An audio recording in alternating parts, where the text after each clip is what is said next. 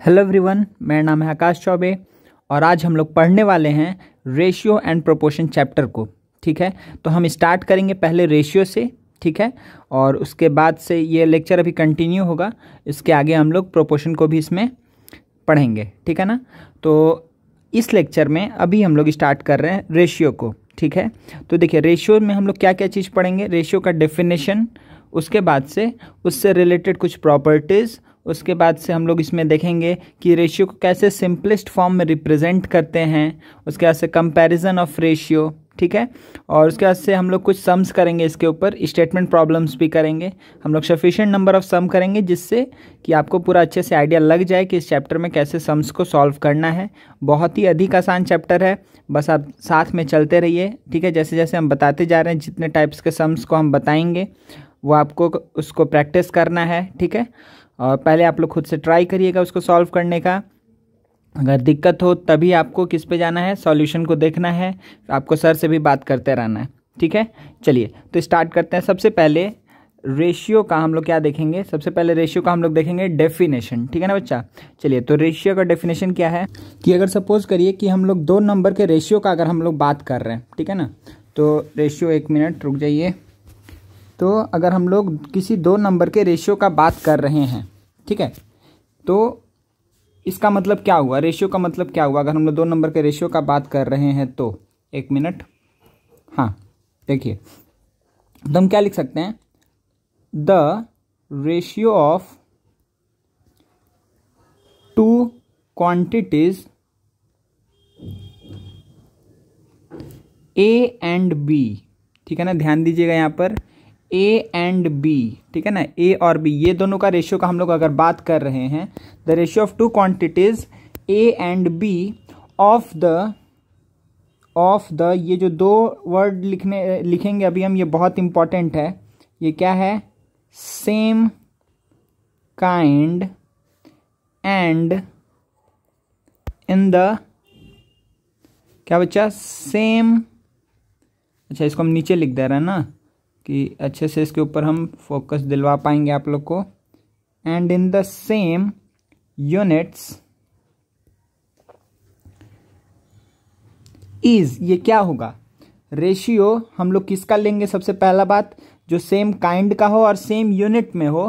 ठीक है, इज, उन दोनों का रेशियो को हम लोग क्या जानते हैं, हम लोग इज द फ्रैक्शन। ये क्या होता है, एक फ्रैक्शन होता है। अगर ए और बी का हम लोग रेशियो निकालना चाहते हैं, और क्या बोल रहा है कि ए और बी कैसा है, ये दोनों सेम टाइप का है, सेम काइंड का है और सेम यूनिट में है, तो उन दोनों को हम क्या बोलेंगे, वो एक एक्चुअली किसको रिप्रेजेंट करता है, एक फ्रैक्शन को रिप्रेजेंट करता है। किसको रिप्रेजेंट करता है, फ्रैक्शन को रिप्रेजेंट करता है ए बाई बी। फ्रैक्शन को रिप्रेजेंट करता है ए बाई बी। इसको हम लोग कैसे लिखते हैं, रिटन एज, इसको हम लोग कैसे लिखते हैं बच्चा, ए इज टू बी। ठीक है, ए इज टू बी, इसको ऐसे लिखते हैं। और इसको रीड कैसे करते हैं, read as A is to B. ठीक है, तो देखिए ध्यान देने वाला बात यहाँ पर क्या क्या है, ध्यान देने वाला बात यहाँ पर क्या क्या है, एक मिनट,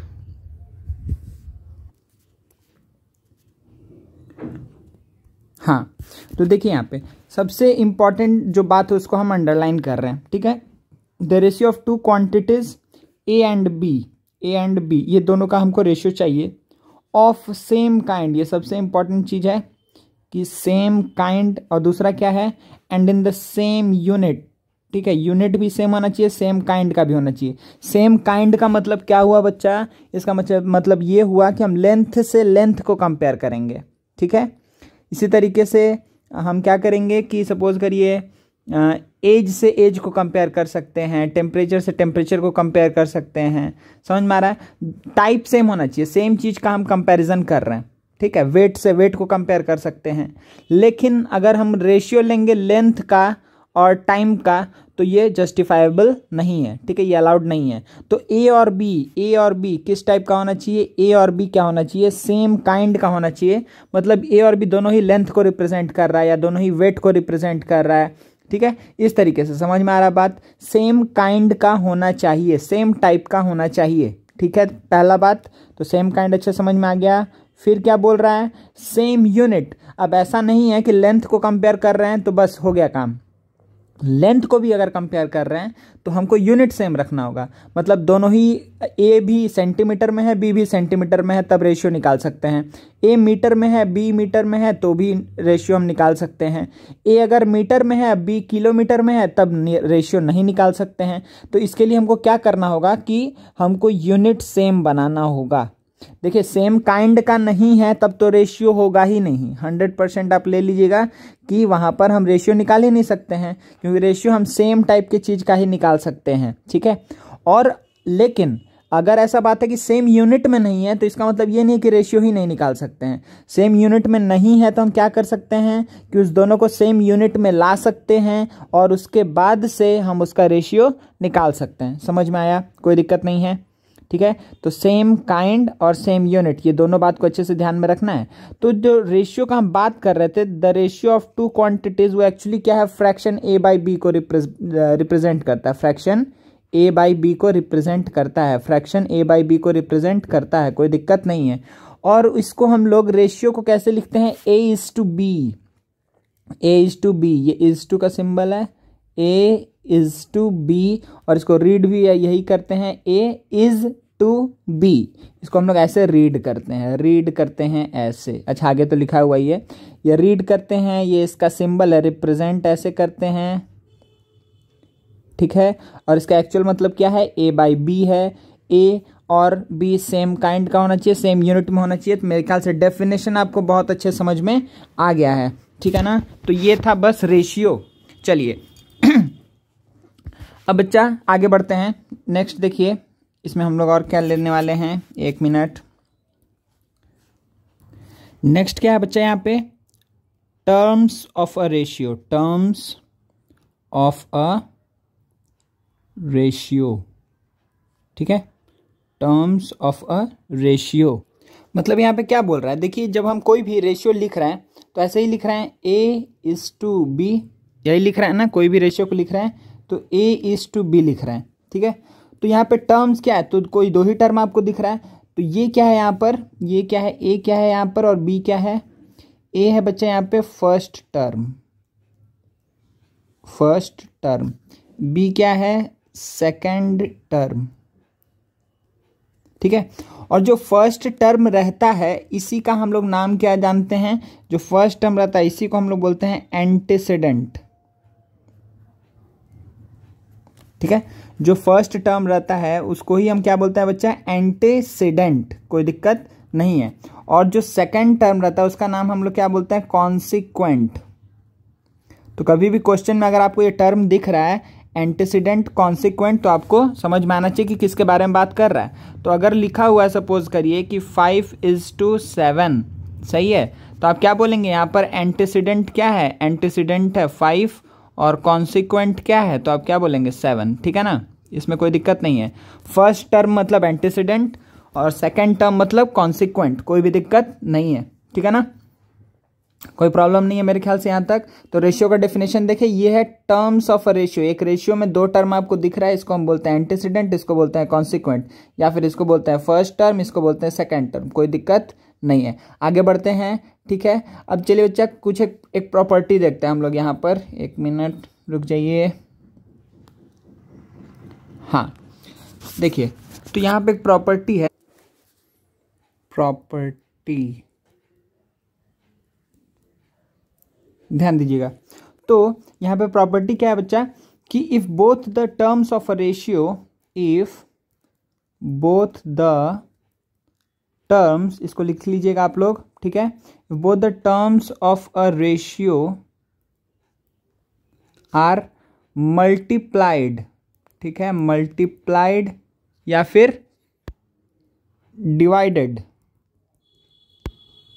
ठीक है ना, मल्टीप्लाइड और divided by the same non zero, इस बात का यहाँ पे इंपॉर्टेंस है, ठीक है ना। क्या बोल रहा है यहाँ पर, क्या ध्यान देना आपको, कि if both the terms of a ratio are multiplied और divided by the same non zero quantity, non zero quantity, then इससे क्या फर्क कुछ पड़ेगा, देन द, आप क्या लिखेंगे, ratio, then the ratio remains unchanged, ठीक है ना।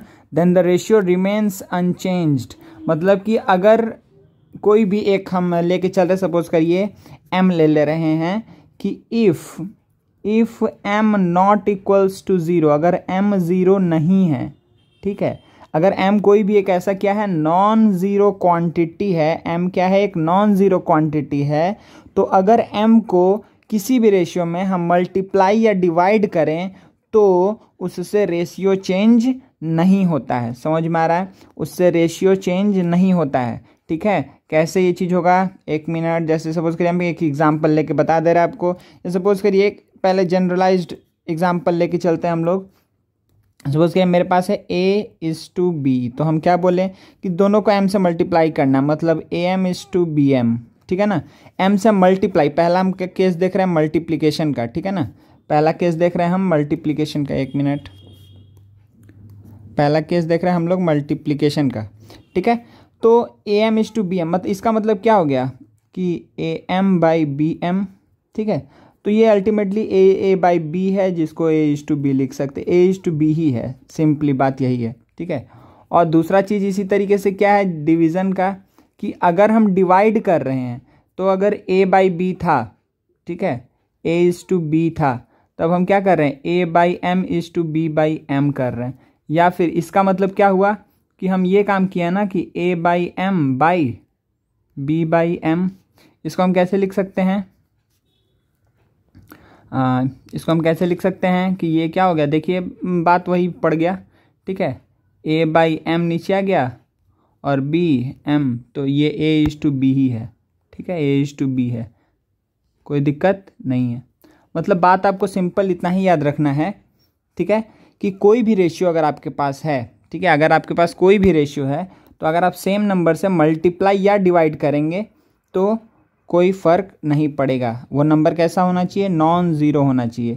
इसका मतलब ये हुआ, अगर सपोज करिए 5:7 जो हम पहले लिए थे वही ले रहे हैं, अगर 5:7 है, अगर सपोज करिए इसमें हम 2 से मल्टीप्लाई कर दिए, ठीक है, तो ये क्या हो जाएगा 10:14, ये अभी भी 5:7 ही है, ठीक है ना, ये अभी भी 5:7 ही है। समझ में आ रहा ना आपको, क्योंकि देखिए कॉमन फैक्टर 2 है, 2 से मल्टीप्लाई किए हैं तो कॉमन फैक्टर 2 तो निकल करके आएगा ही आएगा, ठीक है। या फिर इसको हम 2 से डिवाइड कर देंगे तो यहाँ पहुँचेंगे, 2 से मल्टीप्लाई करके यहाँ पहुँचेंगे, डिवाइड करके यहाँ पहुँचेंगे। समझ में आ रहा है, तो सिंपली आपको बात दिमाग में ये रखना है, ये कोई बहुत मतलब हम बड़ा चीज़ नहीं बता रहे हैं, बहुत आसान सा चीज़ है। आपको बस क्या दिमाग में रखना है कि कोई भी रेशियो दिया हुआ है, अगर उसमें सेम नंबर से मल्टीप्लाई या डिवाइड करेंगे तो उस रेशियो में कोई चेंज नहीं आता है, ठीक है। चलिए आगे बढ़ते हैं, नेक्स्ट देखते हैं कि रेशियो इन सिंपलेस्ट फॉर्म। एक मिनट, अब हम लोग क्या देखने जा रहे हैं बच्चा, ratio in simplest form,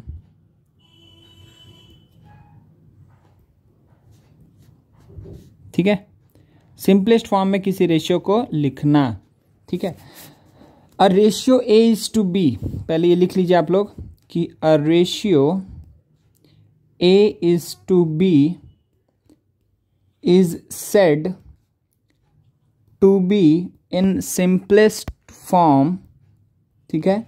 a ratio a:b is said to be in simplest form if, simplest form में कब बोल सकते हैं, if the HCF of A and B is 1। ये बात समझ में आ गया अच्छे से, कि मतलब दोनों का कोई कॉमन फैक्टर नहीं है अदर देन 1, ठीक है। तो जैसे कि हम एग्जांपल लिखते जा रहे हैं, क्या 2:5 सिंपलेस्ट फॉर्म में है, हाँ है। क्या 10:16 सिंपलेस्ट फॉर्म में है, नहीं है। क्यों, क्योंकि आपको पता है कि इसका HCF 1 नहीं है। क्यों, क्योंकि इसको भी हम क्या लिख सकते हैं 2 × 5 और इसको क्या लिख सकते हैं 2 × 8, तो इन दोनों का HCF 1 नहीं है, इन दोनों का HCF 2 है। 2 एक कॉमन फैक्टर है, मतलब 5:8 इसका क्या होगा, सिंपलेस्ट फॉर्म होगा। समझ में आ रहा है, ठीक है। वैसे ही अगर आप ऐसे लिखें 1/2 = 1/4, ठीक है, इसको तो पहले बताइए कि इसको नॉर्मल फॉर्म में कैसे करेंगे। ठीक है, ये भी एक अलग से क्वेश्चन है। ठीक है, जिसमें आपको रेशियो डायरेक्टली, ये जो नंबर्स रहेंगे ये नेचुरल नंबर नहीं रहेंगे, ये नेचुरल नंबर नहीं रहेंगे। अगर नेचुरल नंबर नहीं है तो हमको क्या करना होगा कि ए और बी को नेचुरल नंबर के फॉर्म में लाना होगा। ठीक है, वो कैसे लाएंगे, बहुत आसान है, कोई भी चीज़ से हम मल्टीप्लाई कर सकते हैं, हमको पता है। ठीक है, तो एलसीएम से हमेशा मल्टीप्लाई कर देंगे। तो अगर देखिए इसको सिंपलेस्ट फॉर्म में लिखें तो इसको अगर हम 2 और 4 का एलसीएम क्या हो जाएगा, 4 से दोनों को मल्टीप्लाई कर दे रहे हैं, 4 से मल्टीप्लाई करेंगे तो 2:1 आ जाएगा। दिख रहा है आपको, 2:1 आ गया। क्या ये सिंपलेस्ट फॉर्म में है? हाँ है। ठीक है, अब है ये सिंपलेस्ट फॉर्म में। ठीक है ना, कोई दिक्कत नहीं है। तो HCF of A and B क्या आना चाहिए? 1 आना चाहिए। ये बात आपको ध्यान रखना है। The HCF of A and B is 1। Highest common factor A और बी का अगर 1 है तो इसका मतलब क्या हुआ, ए और बी अपने सिंपलेस्ट फॉर्म में है। ठीक है, कोई दिक्कत नहीं है, आगे बढ़ सकते हैं ना बच्चा। तो क्या क्या चीज़ देखें, ratio, terms of ratio, property देखें और सिंपलेस्ट फॉर्म में लिखना।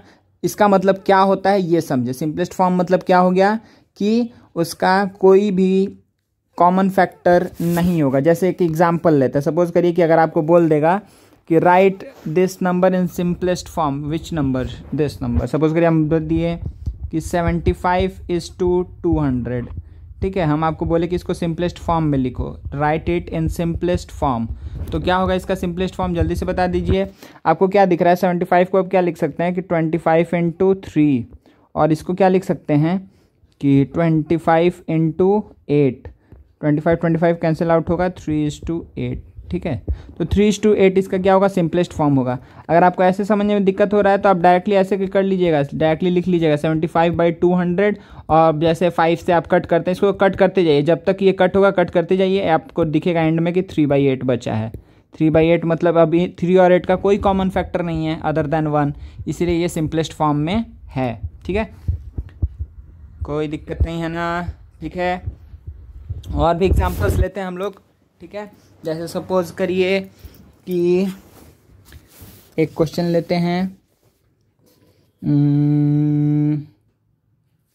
अच्छा, अब थोड़ा घुमाते हैं क्वेश्चन को। ठीक है, देखिए अगर सपोज करिए आपके सामने ऐसा आ गया कि ₹1 and 15 पैसे, इसको आप क्या लिखिए, सिंपलेस्ट फॉर्म में लिखिए। ये हर एक पहले रेशियो निकालिए और इसको सिंपलेस्ट फॉर्म में लिखिए। तो इसका पहले रेशियो क्या होगा, पहले ये देखते हैं।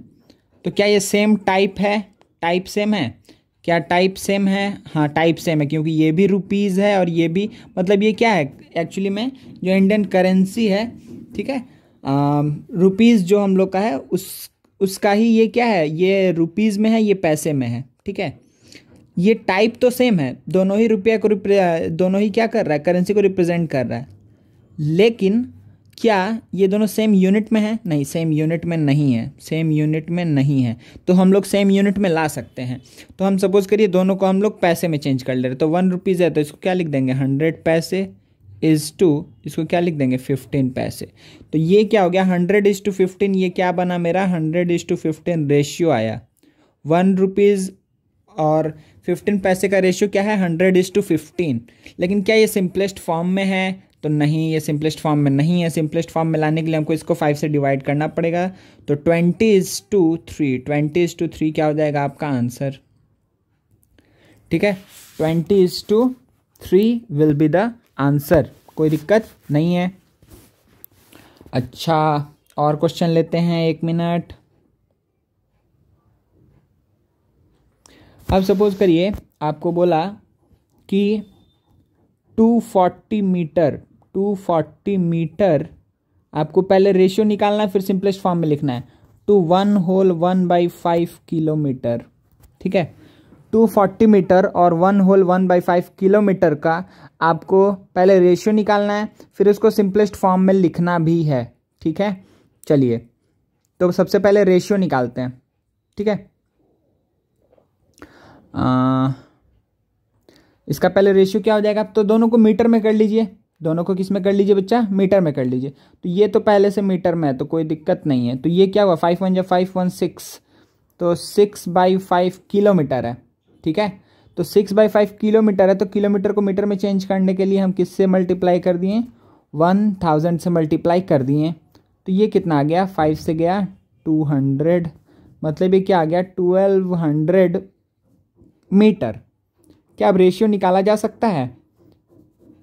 हाँ, रेशियो निकाला जा सकता है, क्योंकि ये दोनों सेम टाइप का ही था, दोनों ही लेंथ था और अब दोनों सेम यूनिट में भी है, दोनों मीटर में आ चुका है।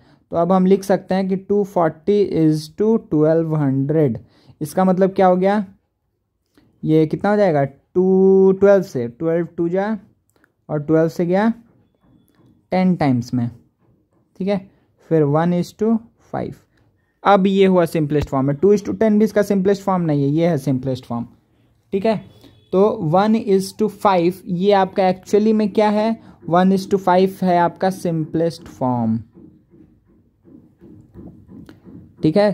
तो आप याद रखिएगा, क्वेश्चन में जब आ रहा है तो सेम यूनिट में भी कर दिए तो भी आपको अभी पूरा आंसर नहीं मिला है। आप अगर डायरेक्टली ये लिख दिए, ये लिख दिए और यहाँ पर छोड़ दिए तो आंसर अभी इनकम्प्लीट है। आपको इसको सिंपलेस्ट फॉर्म में लिखना होगा। समझ में आ रहा है? सेम टाइप का होना चाहिए, सेम क्या होना चाहिए, यूनिट में भी होना चाहिए। सही है ना जी, कोई दिक्कत नहीं है, ठीक है। अब देखिए इसमें आपको क्या क्या चीज़ दे सकता है, जैसे मीटर किलोमीटर दिया, रुपीज़ में दिया। अब ऐसे ही आपको से किलो, टन, क्विंटल्स, ये सब में रिलेशन निकालने देगा। आपको रिलेशन पता होना चाहिए, ठीक है। आपको क्या पता होना चाहिए, रिलेशन अच्छे से पता होना चाहिए। जैसे कि एक एग्जांपल ले रहे हैं, इसकी एक एग्जांपल ले रहे हैं। सपोज करिए कि लिखा हुआ है 2 scores to 3 dozen, ठीक है। 2 scores to 3 dozens। अगर बोला है इसका रेशियो निकालिए फिर सिंपलेस्ट फॉर्म में रिप्रेजेंट करिए, तो आपको अगर इसका अगर रिलेशन ही नहीं पता है तो आप कैसे रेशियो निकालेंगे, ठीक है। तो पहले ही तो आपको दिख रहा है कि अच्छा ये क्वांटिटी है, ये भी क्वांटिटी है, बहुत बढ़िया है, लेकिन आपको ये तो पता होना चाहिए ना कि इन दोनों में क्या रिलेशन है। रिलेशन पता रहेगा तभी आप क्या कर पाएंगे कि इन दोनों के बीच में रेशियो निकालने के लिए आप क्या इन दोनों को सेम यूनिट में कर पाएंगे। तो आपको जो स्कोर्स है और डजन्स है इसके बीच में रिलेशन पता होना चाहिए, ठीक है। कोई दिक्कत है? नहीं है, ठीक है। तो 2 स्कोर्स मतलब क्या होता है, देखिए 1 स्कोर मतलब क्या होता है, मतलब क्या होता है 20, ठीक है ना। क्वांटिटी ये 20 को, 1 स्कोर मतलब ये रिप्रेजेंट करता है 20 को, ये रिप्रेजेंट करता है 20 को, ठीक है। कोई दिक्कत नहीं है। अच्छा, ये किसको रिप्रेजेंट करता है, ये वाला चीज़ आप लोग को पता होगा कि अच्छा सर हाँ ये वाला चीज़ तो हमको अच्छे से पता है। ये किसको रिप्रेजेंट करता है, 1 डजन मतलब कि 12 यूनिट को रिप्रेजेंट करता है। ये 20 यूनिट को रिप्रेजेंट करता है, ये 12 यूनिट को रिप्रेजेंट करता है। अब क्या करना है आपको कि अच्छा 2 स्कोर्स है, इसका मतलब क्या हुआ कि 2 × 20 मतलब कि 40 यूनिट्स, और ये क्या है कि 3 × 12 मतलब कि क्या हो गया 36 यूनिट्स। कोई दिक्कत नहीं है, ये इतना यूनिट्स आ चुका है, कोई दिक्कत नहीं है ना, ठीक है। तो आपका रेशियो क्या बनेगा, 40:36 का ये बनेगा रेशियो। 2 स्कोर अगर आपको बोले कि इसका रेशियो क्या है तो आप लिखेंगे 40:36। 2 स्कोर इज टू 3 डजन, इसका मतलब हुआ 40:36, ठीक है। अच्छा, लेकिन क्या ये सिंपलेस्ट फॉर्म में है, 40/36 है, क्या ये सिंपलेस्ट फॉर्म में है? आप बोलेंगे एकदम नहीं, क्योंकि 4 से ये कितने टाइम्स में जाएगा, 10 से 4 से ये जाएगा 9 टाइम्स में। इसका मतलब आप लिखेंगे सर 10:9, क्या सिंपलेस्ट फॉर्म है? क्योंकि 10 और 9 का कोई भी कॉमन फैक्टर नहीं other than 1, therefore 10:9 is the answer. यही क्या है आपका सिंपलेस्ट फॉर्म है। तो मेरे ख्याल से आपको समझ में आ गया होगा कि जब भी आपको रेशियो या सिंपलेस्ट फॉर्म में पूछ रहा है तो अगर यूनिट वाला केस है तब आपको उसका कन्वर्जन पता होना चाहिए, ठीक है। नहीं तो आपको जो नंबर्स का आएगा ना कि कंपैरिजन करना, सिंपलेस्ट फॉर्म में लिखना, वो बहुत आसान होगा, वो आप कर लेंगे। चलिए उसी को पहले हम दिखाते हैं आपको। 1 मिनट रुक जाइए, देखिए 1 मिनट देखिए। अगर सपोज करिए कि आपको क्वेश्चन दे दिया कि इसको आप सिंपलेस्ट फॉर्म में लिखिए। सपोज करिए दे दिया 2:8, 1 मिनट, ठीक है, यहीं लिख दे रहे हैं 2:8, सॉरी 2.8,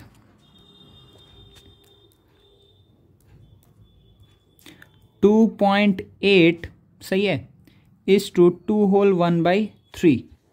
2.8 इज टू 2 होल 1/3। अगर बोला है कि इसको आप क्या करिए, सिंप्लीफाई करिए, इसको रेशियो में लिखिए, तो आपका काम क्या है। अच्छा, इसका मतलब सर यहाँ पर तो दिया हुआ है 28/10 इज टू, ये कितना दिया हुआ है 7/3। कितना दिया हुआ है 7/3। अच्छा, वेरी गुड। अब देखिए, अब ये इसका मतलब क्या हुआ, इसका एक्चुअल मतलब ऐसा है कि 28/10/7/3। इसका मतलब क्या हुआ कि 28 इंटू 3 हो जाएगा, 10 इंटू 7 हो जाएगा। अब 7 से ही चला गया 4 टाइम्स में, और 2 2 जा 4, 2 5 जा 10, मतलब कि 6/5 आएगा। मतलब आप इसको क्या लिख सकते हैं, 6:5। तो ये आपका है आंसर करने का तरीका, ठीक है ना, कोई दिक्कत नहीं है। और आप यहाँ पर ही ना डायरेक्ट आप इसको सॉल्व करिए डायरेक्टली, ठीक है। क्रॉस मल्टीप्लाई करना, ये सारा चीज़ आपको यहाँ पे बार बार ऐसे स्टेप्स नहीं लिख सकते आप डायरेक्टली। यहाँ पे क्या दिख रहा है कि 7 4 जा 28 होगा, 2 5, अब क्रॉस मल्टीप्लाई कर दिए, 3 2 जा 6:5, डायरेक्टली आप यहाँ पे आ जाएंगे, ठीक है, कोई दिक्कत नहीं है। वैसे सपोज करिए 3 नंबर्स का दे दिया, अगर आपको निकालने के लिए 3 नंबर का दे दिया, देखिए हम डायरेक्टली करके बताते हैं। जैसे सपोज करिए 3 नंबर का दे दिया कि 2 whole 1/3 is to 5/6 is to 3/8। अगर सपोज करिए आपको ऐसा कुछ दे दिया,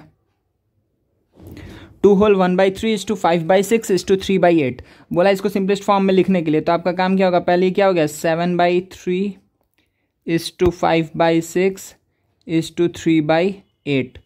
जब ऐसा चीज़ रहेगा ना, तो हमेशा ही आपका ध्यान क्या होना चाहिए कि सर एलसीएम से हम लोग काम कर लेते हैं, ठीक है। एलसीएम क्या होगा इन तीनों का एलसीएम क्या होगा, इसका और इसका 368 का एलसीएम क्या हो जाएगा 368।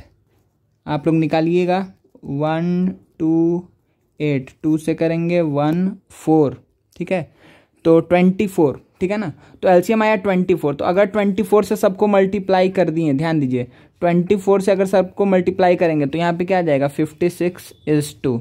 इसको 24 से मल्टीप्लाई करेंगे तो 4 5 जा 20, फिर इसको 24 से मल्टीप्लाई करेंगे 3 3 जा 9, तो 56 20 और 9। क्या अब इसका कोई भी कॉमन फैक्टर है, याद रखिएगा। यहाँ पे कॉमन मिस्टेक है कि अभी ऐसा नहीं करिएगा कि सर इन दोनों में तो 2 कॉमन है तो 2 से इन दोनों कटा दे रहे, इसको छोड़ दे रहे, नहीं। अगर 3 है या 4 है या 5 है तो आपको पूरे में कॉमन फैक्टर चाहिए, किसी 2 में नहीं, पूरे में। तो क्या 56 20 और 9 का तीनों का ही कोई कॉमन फैक्टर है, तो आप बोलेंगे नहीं, इन लोग का कोई कॉमन फैक्टर नहीं है, तीनों का ही जो होगा, ठीक है, अदर देन 1 के अलावा इसका और कोई कॉमन फैक्टर नहीं है। इसीलिए यही क्या हो जाएगा आंसर, यही हो जाएगा आंसर, ठीक है ना, कोई दिक्कत नहीं है। अच्छा, थोड़ा और कुछ क्वेश्चंस लेते हैं। जैसे सपोज करिए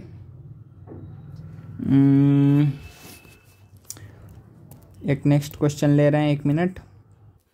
अच्छा, ऐसा और जो क्वेश्चंस आएगा ना, ये आप लोग खुद से और प्रैक्टिस करिएगा, सर अभी आपको और प्रैक्टिस करवाएंगे, ठीक है, कि डिफरेंट कहीं कभी मिक्स्ड फ्रैक्शन में, कहीं पॉइंट में, कहीं नॉर्मल फ्रैक्शन में करके आपको रेशियो दिया रहेगा, 3 दे सकता है, 4 दे सकता है, फिर उसको आपको सिंपलेस्ट फॉर्म में लिखना होगा। तो ये काम आप लोग इसके ऊपर क्वेश्चंस प्रैक्टिस करिएगा, ठीक है। सर को बोलिएगा लाइव क्लास में और क्वेश्चंस देंगे, ठीक है। अच्छा, अब देखिए, अब इसमें आ जाता है कि कौन सा रेशियो ग्रेटर है, कंपैरिजन ऑफ रेशियो, ठीक है। तो ये काम आप लोग पहले कर चुके हैं रैशनल नंबर में, ठीक है ना, रैशनल नंबर में आप लोग ये काम कर चुके हैं।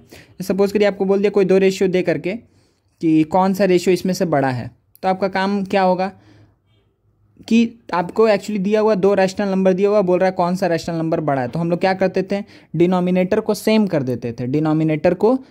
देते थे, और उसके बाद से जिसका न्यूमरेटर बड़ा होता था वही बड़ा हो जाता था। जैसे कि एक छोटा सा एग्जांपल सबसे पहले ले लेते हैं। सपोज के लिए दिया हुआ है 11:15, ठीक है, और एक दूसरा दिया हुआ है 19:25, ठीक है, 11:15 और 19:25, अगर ये 2 दिया हुआ है, ठीक है। बोल रहा है कंपेयर करने की, इन दोनों को आप क्या करिए, कंपेयर करिए कि कौन सा बड़ा या कौन सा छोटा है, तो कंपेयर करना है। तो ये क्या 11/15 है और ये क्या है 19/25 है।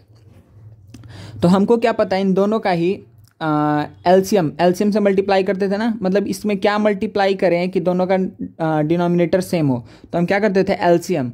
तो एलसीएम क्या हो जाएगा 15 और 25 का, 15 और 25 का, तो आपको दिख रहा है 5 से 3 5, 15 5 75। तो मतलब दोनों को हमको 75 बनाना है। ध्यान रखिए कि दोनों को हमको क्या बनाना है 75 बनाना है। चलिए 75 बना लेते हैं।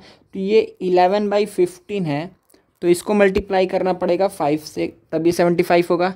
और जो ये 19/25 है, इसको मल्टीप्लाई करना पड़ेगा 3 से। कोई दिक्कत नहीं है, ठीक है। तो अब देखिए यहाँ पर नीचे में 75 हो चुका है और यहाँ पर भी नीचे में 75 हो चुका है। अब यहाँ पर क्या आया, ऊपर में न्यूमरेटर में आया 55 और यहाँ पे क्या आ जाएगा 57 आ गया। देखिए 57 आ गया ना। तो 57 जैसे ही आया, आप क्या दिख रहा है, क्योंकि इस दोनों में डिनोमिनेटर सेम है, तो जिसका न्यूमरेटर बड़ा होगा वही बड़ा हो जाएगा नंबर, ठीक है। तो 57/75 इज ग्रेटर देन 55/75। इसीलिए हम क्या बात बोल सकते हैं, देयरफॉर कि 19/25 इज ग्रेटर देन 11:15। कोई दिक्कत नहीं है ना, कोई प्रॉब्लम नहीं है जी, ठीक है। तो अब एक क्वेश्चन हम दे रहे हैं, सॉल्यूशन नहीं बोलेंगे, ठीक है। ये आपको खुद से करना है, सर को आंसर बताइएगा, ठीक है। जैसे सपोज करिए एक हम दे रहे हैं कि 3 होल 1/5 इज टू 4 होल 1/5। ये एक रेशियो है, 3 होल 1/5 4 होल 1/5। या दूसरा रेशियो क्या है 3.5 इज टू 4.2, 1 मिनट, 4.2, ठीक है। 3.5 इज टू 4.2, ये दोनों रेशियो में 3.5 इज टू 4, अच्छा यहाँ पे इज टू का साइन दे दिए, सॉरी 1 मिनट बच्चा, रबर पेन 4, ओहो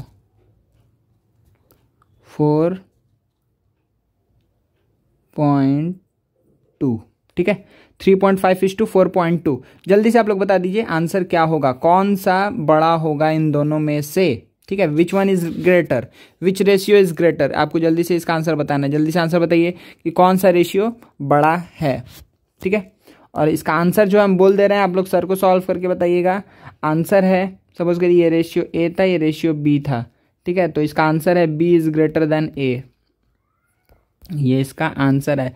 आप लोग लेकिन सॉल्व करके सर को बताइए, ठीक है, कि कैसे हुआ बी इज ग्रेटर देन ए, कैसे हुआ। आप लोग खुद से सॉल्व करिए। इसको पहले नॉर्मल रेशियो में ले आइए, इसको भी नॉर्मल रेशियो में ले आइए, फिर दोनों का डिनोमिनेटर को सेम करिए, फिर जिसका न्यूमरेटर बड़ा होगा वही बड़ा हो जाएगा, ठीक है। चलिए आगे बढ़ते हैं, नेक्स्ट क्वेश्चन हम लेते हैं। 1 मिनट, हाँ। तो नेक्स्ट देखिए क्या है कि आपको अरेंज करना है, ठीक है, ठीक है। जो क्वेश्चन हम देने वाले हैं, arrange the following ratios in ascending order of magnitude, ठीक है। असेंडिंग ऑर्डर में आपको इसको अरेंज करना है। तो क्या क्या है, पहला रेशियो दिया हुआ है 2:3, दूसरा दिया हुआ है 11:15, थर्ड रेशियो दिया हुआ है 7:12 और फोर्थ रेशियो दिया हुआ है 9:16। आपको इसमें किस में अरेंज करना है, असेंडिंग ऑर्डर में, सबसे छोटा से सबसे बड़ा, ठीक है। तो क्या सेम तरीका ही है, हाँ सर सेम तरीका है। क्यों, क्योंकि 2/3 है, 11/15 है, 7/12 है, 9/16 है, ठीक है, कोई दिक्कत नहीं है। तो सबसे पहला काम मेरा क्या होगा यहाँ पर कि एलसीएम निकालना है इन चारों का। किन चारों का भाई, तो इन चारों का 3, 15, 12 एंड 16। 3, 15, 12 और 16 का एलसीएम क्या होगा,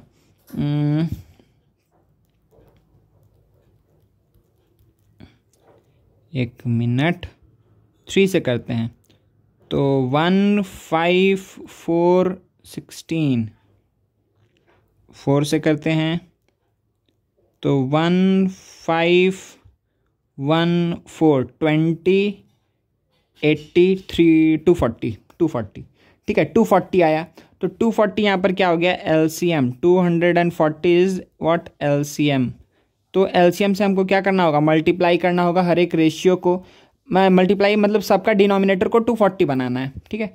तो 240 बनाने के लिए देखिए यहाँ पे क्या होगा कि 2/3 इंटू 80 से मल्टीप्लाई करना पड़ेगा, ठीक है, तभी 240 होगा। चलिए 11/15, 15 को किससे मल्टीप्लाई करना पड़ेगा बच्चा? यहाँ पे हो जाएगा 6 और वो 16, ठीक है ना, 16 से मल्टीप्लाई करना पड़ेगा। यस, इसको 16 से मल्टीप्लाई कर दिए। नेक्स्ट क्या है? ये तो 20 से, क्योंकि डबल है डायरेक्टली, इंटू 20। अब 9/16 को किससे मल्टीप्लाई करेंगे? 15 को 16 से किए थे तो 16 को 15 से करेंगे, ठीक है। तो क्या हो जाएगा 15 और ये भी 15। अब बताइए कि क्या आ रहा है? तो ये आ रहा है 160/240। ये कितना आया? 11 इंटू यहाँ पर करना है हमको 16, तो 176/240। फिर क्या आया? 7 ये तो 140/240, और ये कितना आ गया? 9×4 = 45, 135/240। तो अब आप क्या बोलेंगे? सबसे न्यूमरेटर बड़ा किसका है? न्यूमरेटर सबसे बड़ा है यहाँ पर 176, तो ये हो गया रैंक 1, ठीक है। फिर रैंक 2 किसको मिलेगा? रैंक 2 मिलेगा इसको, ये हो गया रैंक 2। फिर रैंक 3 कौन हो? अच्छा, असेंडिंग बोला था ना, ठीक है, कोई बात नहीं, हम बड़ा से छोटा में लिख दे रहे हैं, आप लोग उल्टा लिख दीजिएगा। जैसे भी 1 2 लिख दिए हैं, तो 3 पे कौन आएगा? 3 पे ये आएगा, ठीक है। अच्छा 3 ऐसे लिखते हैं, ये आएगा 3 पे, तो ये आएगा 4 पे, ठीक है। अच्छा, अगर हमको इसको लिखना है किस में? असेंडिंग ऑर्डर में। अगर हमको इसको असेंडिंग ऑर्डर में लिखना है तो सबसे छोटा कौन सा होगा? जल्दी बताइए। तो सबसे छोटा है यहाँ पर 4 वाला, मतलब कि 9:16। ये क्या था? 9:16, तो 9:16 सबसे छोटा। फिर क्या? 7:12। फिर क्या? ये हो गया, ये हो गया, बचा है ये दोनों। तो उसके बाद से कौन था? उसके बाद से 160, मतलब कि 2:3। फिर कौन सा? 11:15, ठीक है ना। तो ये आपका हो गया अरेंजमेंट, कोई दिक्कत नहीं है। ये आपका हो गया arrangement in ascending order. Answer यही हो गया, ठीक है ना। आसान सा समय, बहुत बढ़िया। आगे बढ़ते हैं। चलिए ये क्वेश्चन करना है अभी हम लोग को, ठीक है। क्या बोला है कि इफ़, एक मिनट, इफ़ a/b का वैल्यू दिया हुआ है 1/3/4 is to 2/2/3 एंड b/c का वैल्यू क्या दिया हुआ है? b/c का वैल्यू दिया हुआ है 4:13/4, ठीक है ना, 4:13/4। तो ये 2 रेशियो दिया हुआ है, आपको ये निकालना है a/b/c, फिर a/c, ठीक है। देखिए a/b/c निकालना है अगर, तो क्या करना होगा? देखिए हमेशा ये तरीका याद रखिएगा कि a/b है आपके पास और b/c है। इस दोनों में कॉमन क्या है? इस दोनों में कॉमन है b, ठीक है।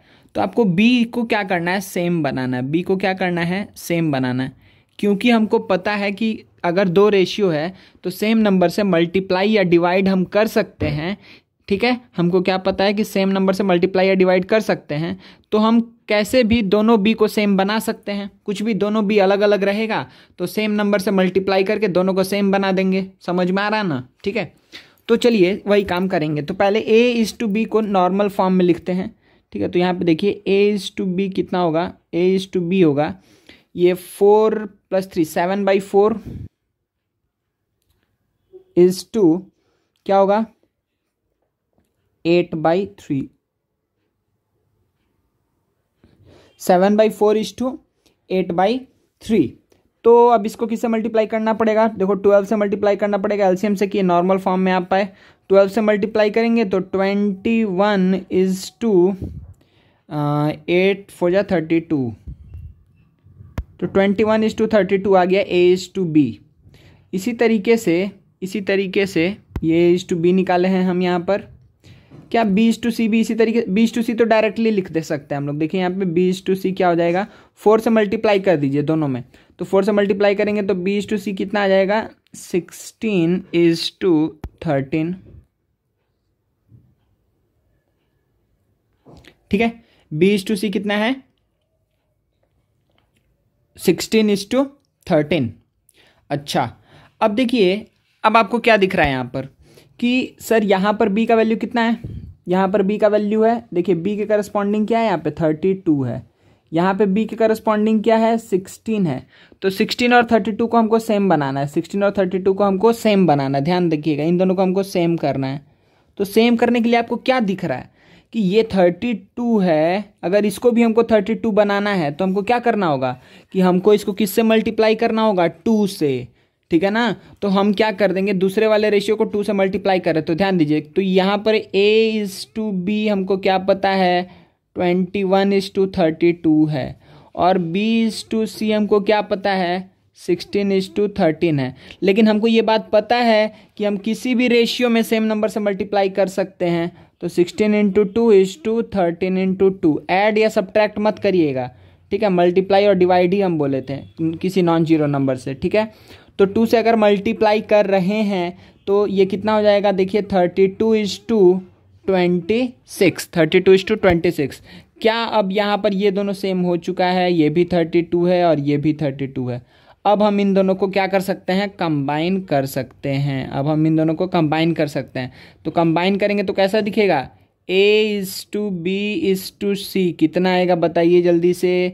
तो 21:32:26। याद रखिएगा ये 13 मत लिख दीजिएगा, ठीक है ना, क्योंकि 2 दोनों में मल्टीप्लाई किए, तो जो एंड में आएगा वही लिखना है। तो ये आप क्या हो गया A:B:C, ठीक है ना। ये क्या हो गया बच्चा A:B:C, कोई दिक्कत नहीं है, ठीक है ना। आगे बढ़ते हैं, नेक्स्ट क्वेश्चन लेते हैं। अच्छा नेक्स्ट क्वेश्चन क्यों, यहाँ पर तो अभी हमको क्या निकालना है A:C निकालना है। A:C निकालना मतलब कैसे निकालेंगे इसको A:C। अब देखिए हम आपको बस थोड़ा हिंट कर रहे हैं, आप लोग खुद समझ जाएंगे। देखिए थोड़ा सा हम ऊपर में ही थोड़ा हम यहाँ पर हिंट कर दे रहे हैं ऊपर में, देखिए कि A/B है, ठीक है। A/B का वैल्यू हमको पता है, A/B का वैल्यू कितना आया था, A/B का वैल्यू 21/32, 21/32 ओहो 21, ठीक है 21/32। इसी तरीके से B/C का वैल्यू कितना आया था, B/C का वैल्यू आया था 16/13, ठीक है। अब आप खुद से बताइए कि यहाँ पे हमको A:C चाहिए, क्या चाहिए A:C, ध्यान दीजिए यहाँ पर क्या चाहिए A:C चाहिए। A:C अगर निकालना है तो B को हटाना है, इसका मतलब तो B को अगर हटाना है तो क्या सिंपली आपको दिख रहा है यहाँ पर कि इसको और इसको हम क्या कर दें मल्टीप्लाई कर दें। मल्टीप्लाई करेंगे तो देखिएगा LHS से LHS मल्टीप्लाई होगा, ध्यान दीजिए यहाँ पे LHS से LHS मल्टीप्लाई होगा, मतलब A/B इंटू B/C।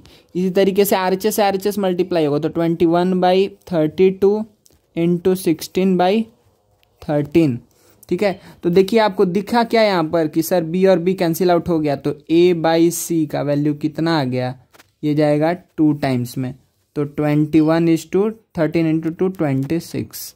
तो यही आपका हो जाएगा answer 21:26। 21:26 will be what A:C, ठीक है। मेरे ख्याल से कोई दिक्कत नहीं है, ये आसान था, ठीक है। चलिए आगे बढ़ते हैं, नेक्स्ट क्वेश्चन लेते हैं। अब देखिए बच्चे यहाँ से कुछ क्वेश्चंस पहले से हम लिखे हुए हैं, आपको बस कंटिन्यूसली सॉल्व करते जाना है। कुछ आसान क्वेश्चन है बहुत, कुछ थोड़ा सा ठीक क्वेश्चन है। चलिए देखते हैं, एक एक करके सॉल्व करते हैं। तो the angles of a triangle are in the ratio 3:2:7, find each angle. तो एक एंगल्स का रेशियो कितना है, ये है, तो एंगल्स का रेशियो ये है, मतलब कि क्या हुआ कि 3:2:7। अब ध्यान रखिएगा जब भी रेशियो में अगर हम बोल रहे हैं कि A:B दिया हुआ है 3:7, तो आप इसका मतलब ये नहीं है, ध्यान रखिएगा इस बात का अभी से लेकर के हमेशा आगे के लिए, इसका ये मतलब नहीं है कि A=3 एंड B=7। ये बस एक पॉसिबिलिटी है, तो ये रॉन्ग है, ये गलत है, हम ये मैक्सिमम टाइम ये गलत है, ठीक है। ये एक ही केस में ट्रू होगा कि जब ये मतलब सिंपलेस्ट फॉर्म में ही रेशियो एग्जिस्ट कर रहा था तब, ठीक है। इसका ये मतलब नहीं है कि A3 है B7, इस बात को याद रखिएगा। इसीलिए अगर A:B 3:7 दिया है तो हम लोग क्या लेंगे, A को लेंगे, कोई भी कॉमन टर्म K ले सकते हैं या X ले सकते हैं। सपोज करिए हम ले रहे हैं कॉमन टर्म X ले रहे हैं, तो A क्या हो जाएगा 3X, B क्या हो जाएगा 7X, ठीक है।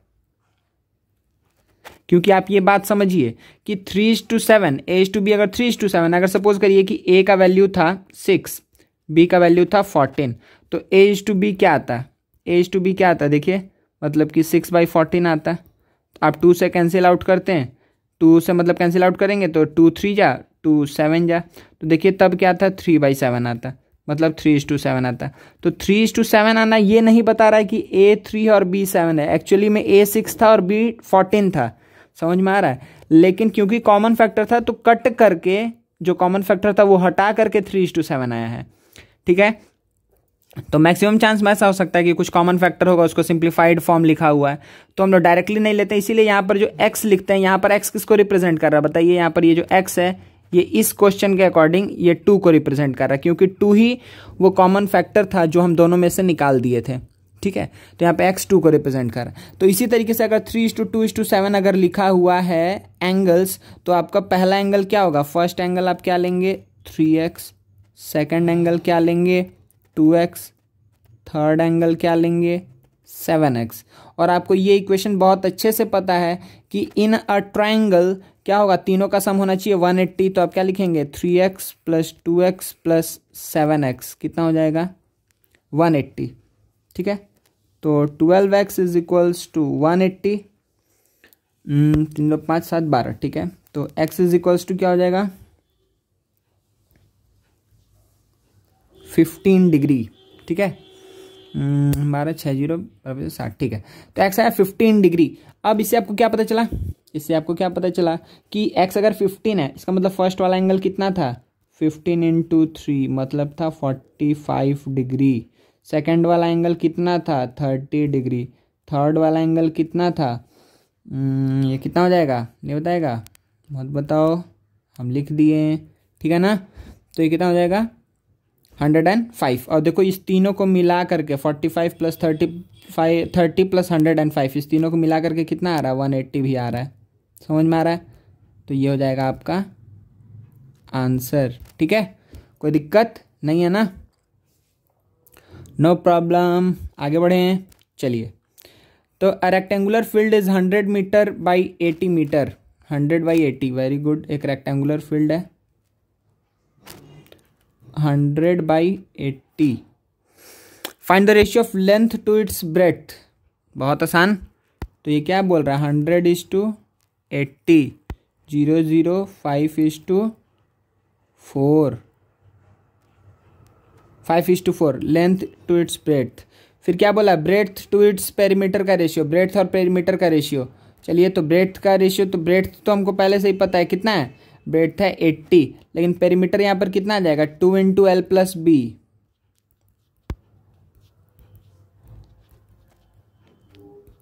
कितना आ जाएगा बच्चा? 360। ठीक है, 360। तो अब हमको क्या निकालना है? पेरीमीटर और ब्रेथ और पेरीमीटर में, तो 80:360, तो ये आपको रेशियो हुआ। इसका सिंपलेस्ट फॉर्म लिखना है, तो ये हटा दीजिए। तो देखिए 4 से 4 2 जा 8, 4 9 जा 36, तो 2:9, ये क्या हो जाएगा? आपका आंसर। ठीक है, तो हर एक क्वेश्चन आप लोग पहले करिए, फिर सर को बोलिए, फिर सर सॉल्यूशन प्ले करेंगे, तब आपको उसको सॉल्व करना है। ठीक है ना, तो ये फर्स्ट एंड सेकंड हो गया क्वेश्चन दोनों ही। चलिए नेक्स्ट हम देखते हैं। The sum of 3 numbers whose ratios are इतना इज इतना, फाइंड द नंबर्स। तो देखिए 3 नंबर्स हुज रेशियो, ये सम दिया हुआ है और तीनों नंबर का रेशियो दिया है, तो कितना दिया है? 3 whole 1/3 is to 4 whole 1/5 is to 6 whole 1/8। इसको हम नॉर्मली कैसे लिखेंगे बच्चा? ये कितना है? 10/3 इज टू 21/5, ठीक है, इज टू 49/8। सही है ना जी? ठीक है, अच्छा अब इसका सिंपलेस्ट फॉर्म लिख देते हैं। 3 5 8, कोई कॉमन फैक्टर नहीं है, तो कितना आ जाएगा? 120 होगा, तो जल्दी बताइए यहाँ पे क्या आएगा?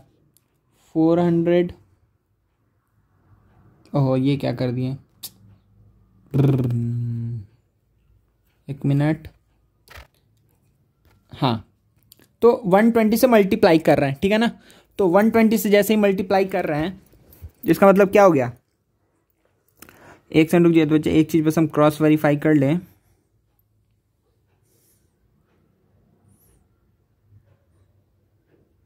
ठीक है, चलिए। तो ये क्या हो गया, हम 120 आया था ना एलसीएम, 5 40 4 3 12, ठीक है 120 आया था।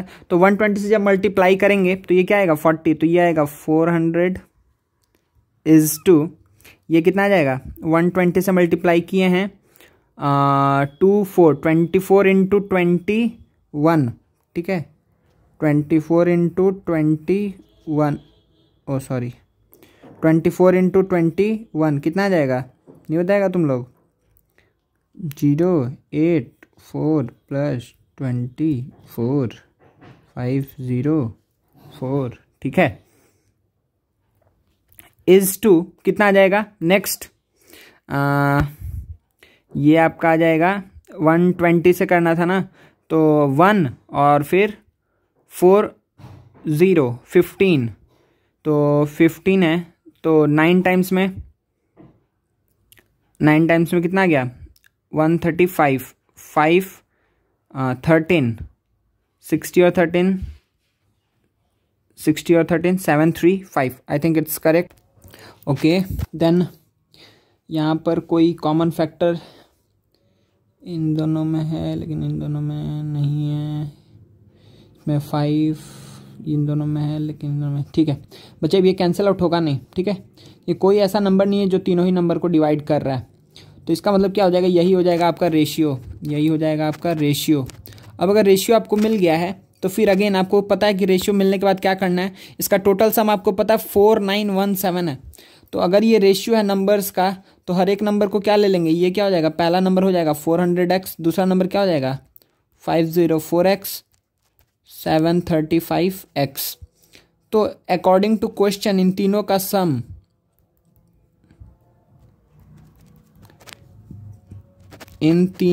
सम कितना है 4917, ठीक है।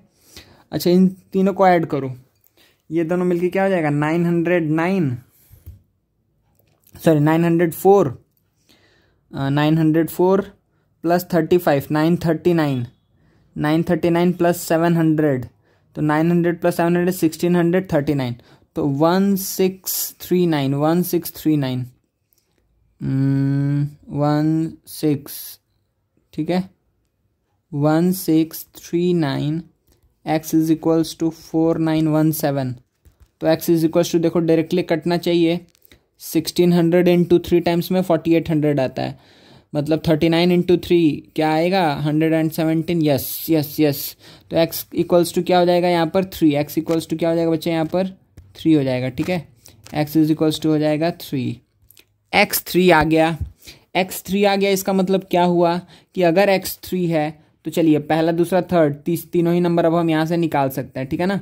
तो first number, second number, third number, तो ये वाला नंबर क्या हो जाएगा 4 3 या 12, तो 1200। सेकंड नंबर क्या हो जाएगा, x की जगह पे 3 पुट करना है, ठीक है तो 4 3 या 12 हो गया 1512, ठीक है सही है ना, 5 4 जा 3 4 जा 12 कैरी 1 5 3 15, ठीक है।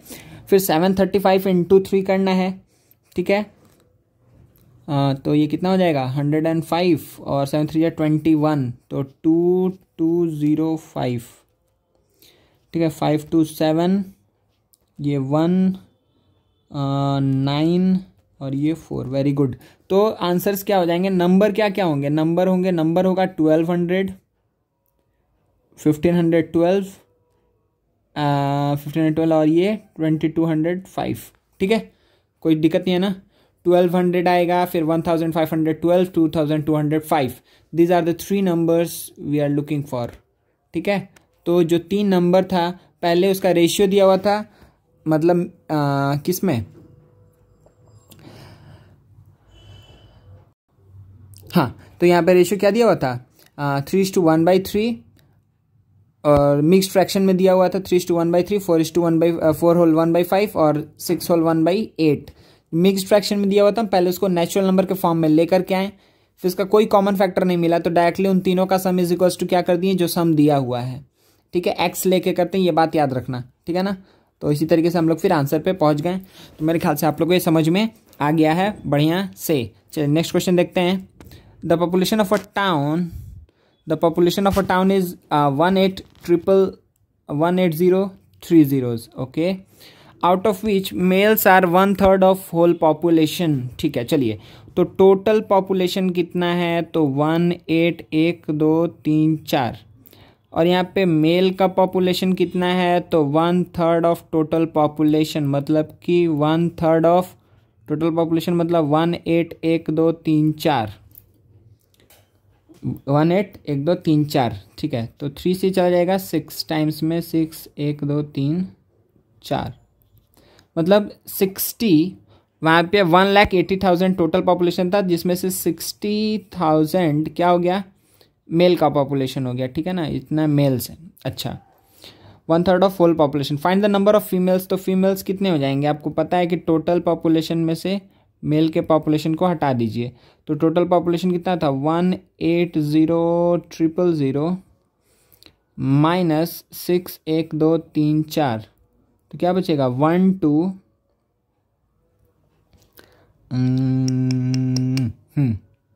1 2 3 4, ठीक है।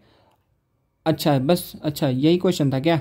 Also find the ratio of the number of females to the whole population, तो females to the whole population, तो फीमेल्स कितनी है, फीमेल्स हैं 1 2 1 2 3 4, टू द होल पॉपुलेशन वो कितना है, 1 8 1 2 3 4, तो 1 2 3 4 1 2 3 4, ये हट गया। 6 से देखिए 2 टाइम्स में, 6 से जाएगा 3 टाइम्स में, तो क्या हो जाएगा, 2:3 इज द आंसर, ठीक है। बहुत आसान क्वेश्चन था, कुछ नहीं था ये, ठीक है। नेक्स्ट सम देखते बच्चे, ये बहुत आसान क्वेश्चन था, सबका आंसर आ गया होगा। The ages of two boys A and B are 6 years 8 months and 7 year 4 months respectively. Divide ₹3150 in the ratio of their ages. तो इस रुपये को उन लोग के एज के रेशियो के अकॉर्डिंग डिवाइड करना है, ठीक है ना। तो चलिए, तो पहले का कितना है, एज है 6 year 8 month, दूसरे का एज कितना है 7 year 4 month। तो आपको पहले ही पता है कि दोनों का टाइप सेम है, दोनों ही क्या है, टाइम है, ठीक है, दोनों ही एज दिया हुआ है, दोनों ही एज दिया हुआ है, तो लेकिन दोनों का यूनिट सेम नहीं है, तो यूनिट क्या, सबको मंथ में कर देता है ना। मंथ में अगर करना है तो इसको क्या हो जाएगा, 6 × 6 ईयर्स है प्लस 8, ये क्या हो जाएगा प्लस 4, तो कितना हो जाएगा 72 + 8 80 मंथ्स। इसका ये कितना हो जाएगा 88 मंथ्स, कोई दिक्कत नहीं है, ठीक है जी, कोई प्रॉब्लम नहीं है ना यहाँ पे। तो ये कितना हो जाएगा 88 मंथ, और ये हो गया 80 मंथ। चलिए बहुत बढ़िया। तो यहाँ पर हो गया, ये तो हुआ एज का। भी रेशियो कहाँ निकालें, अभी तो रेशियो निकालेंगे फिर उसके रेशियो में डिवाइड करेंगे। तो रेशियो क्या हो जाएगा 80:88, ए एंड बी था तो A:B का एज का रेशियो निकाल रहे हैं, ठीक है ना, याद रखिएगा। 8 से डिवाइड करेंगे तो 10:11, कोई दिक्कत नहीं। ये है ratio of their ages. Now we have to divide ₹3150 in the ratio of their ages. तो रेशियो ऑफ देयर एजेस में इन लोग को डिवाइड करना है, ठीक है, कोई दिक्कत नहीं है। चलिए, तो मतलब कि क्या हुआ, एज के रेशियो में डिवाइड करने का मतलब क्या हुआ कि टोटल, अब देखिए इसमें, अब ये एक ऐसा कंसेप्ट है, यहाँ पे क्या करते हैं हम लोग कि यहाँ पर आप देखेंगे अगर ध्यान से, तो यहाँ पे सम ऑफ रेशियो क्या होगा, देखिए डिवाइड कैसे करते हैं कि अगर A:B है तो A के हिस्से में कितना जाएगा, तो A/A + B × जिसको डिवाइड करना है। B के हिस्से में कितना जाएगा, तो B/A + B × जिसको डिवाइड करना है, उससे मल्टीप्लाई कर देंगे। तो यही तरीका से हम लोग आगे बढ़ते हैं। तो यहाँ पे क्या हो जाएगा कि A को कितना मिलेगा, तो 10/, सम ऑफ रेशियो कितना आएगा 21 × 3150, ठीक है। तो कितना मिलेगा, ये कितने टाइम से जाएगा, 21 से जाएगा, 1 टाइम में बचेगा 105, तो जाएगा 5 टाइम्स में 0, तो मतलब कितना जाएगा 1500 रुपीज़। तो 1500 किसको मिलेगा, ए को मिलेगा। तो बी को कितना मिलेगा, बी को कितना मिलेगा, तो बी को कितना मिलना चाहिए, 11 पार्ट आउट ऑफ 21 पार्ट। आप ऐसे समझिएगा कि टोटल कितना है, टोटल है 21 पार्ट, 21 पार्ट, 21 मतलब क्या हो गया, क्योंकि इन लोग के एज के रेशियो में डिवाइड करना है, तो टोटल दोनों का एज का जो सिंपलेस्ट फॉर्म आया है 10:11, उसका सम कितना है, उसका सम ऑफ रेशियो कितना है, 21 है। तो उसमें ए का पार्ट कितना है, 21 में से ए का 10 पार्ट है और 11 पार्ट है बी का। ये बात समझिए आप लोग, 10:11 है, मतलब 10 पार्ट है ए का, 11 पार्ट है बी का आउट ऑफ 21। तो ए को कितना मिलना चाहिए, 10 आउट ऑफ 21, और उसको मल्टीप्लाई कर देंगे जिस चीज़ को भी डिवाइड करना है इन लोग के बीच में, ठीक है। तो 10/21 into 3150 will be the money given to A, and the money given to B will be 11 out of 21 into 3150। Again ये कटेगा तो 10150 ही आएगा, 051650। तो देखिए आपको यहाँ पर दिख रहा होगा कि ये जो टोटल दोनों को मिला करके, ये टोटल ये दोनों को मिला करके आपको 3150 हो चुका है। तो 1500 और 1650, मतलब ए को मिलेगा 1500 रुपीज़, क्योंकि ए का एज कम है, क्योंकि रेशियो किस रेशियो में डिवाइड करना था, एज के रेशियो में डिवाइड करना था। तो जिसका एज कम है उसको कम रुपया मिलेगा, जिसका एज अधिक है उसको अधिक रुपया मिलेगा। सिंपल सा बात है, कोई दिक्कत नहीं है। आगे बढ़ सकते हैं, आगे बढ़ सकते हैं ना, कोई दिक्कत नहीं है। चलिए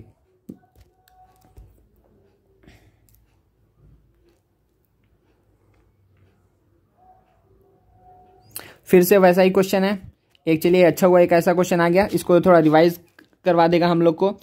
600 square metre in area is divided between 2 person such that first person gets 3/5 of what the second gets.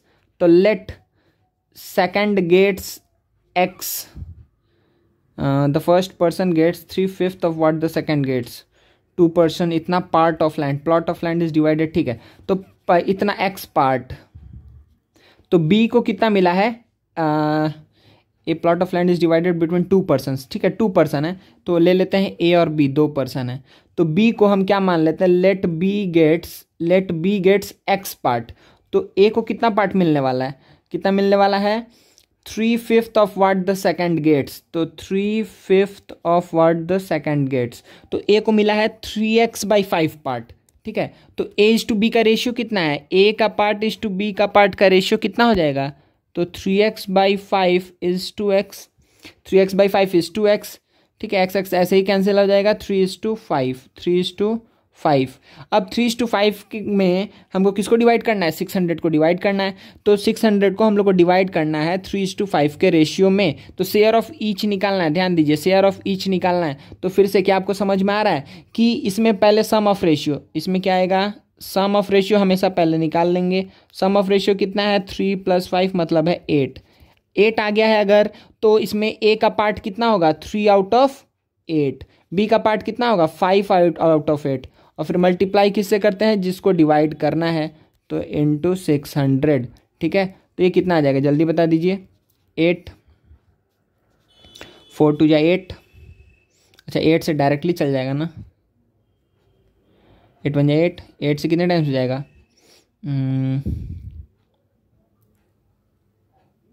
8 × 6 = 8 × 7 = 56, 4 0 8 5 = 40, 75 × 3 225, ठीक है, 225, अच्छा वेरी गुड। यहाँ पर सेम आएगा 75 × 5, ठीक है ना। तो यहाँ पर कितना हो जाएगा, 5 × 5 = 25, ओहो 5 × 5 = 25, 2 37, 375। क्या आपको दिखेगा अभी कि 225 और 375 को जब आप ऐड करेंगे तो आपको 600 मिल जाएगा, ठीक है ना। तो ये हो गया ए का पोर्शन और ये हो गया बी का पोर्शन, ठीक है। तो इतना, ये क्या था, इतना स्क्वायर किलोमीटर था ना, स्क्वायर किलोमीटर इन एरिया, 600 स्क्वायर किलोमीटर, तो 225 स्क्वायर मीटर था, square metre in area, square metre. तो इतना स्क्वायर मीटर किसको मिलेगा, ए को मिलेगा, और इतना स्क्वायर मीटर किसको मिलेगा, बी को मिलेगा। ठीक है, तो अगर 600 स्क्वायर मीटर एरिया है, उसको ए और बी में डिवाइड करना है such that A gets 3/5 of what B gets, then share of A is 225 square metre and share of B is 375 square metre. I think everything is clear here. ठीक है, अच्छा बच्चा, तो फॉर द टाइम बिंग हम लोग ना आज इसको यहीं पे क्लोज करते हैं, यहीं पे इसको एंड करते हैं। फिर नेक्स्ट हम लोग फिर इसके ऊपर नेक्स्ट लेक्चर में इसी सम्स से फिर और अच्छे से कंटिन्यू करेंगे, कुछ और अच्छे सम्स को देखेंगे, और उसके बाद से फिर हम लोग प्रोपोर्शन में एंटर करेंगे। ठीक है, चलिए, थैंक यू वेरी मच, फिर मिलते हैं नेक्स्ट लेक्चर में।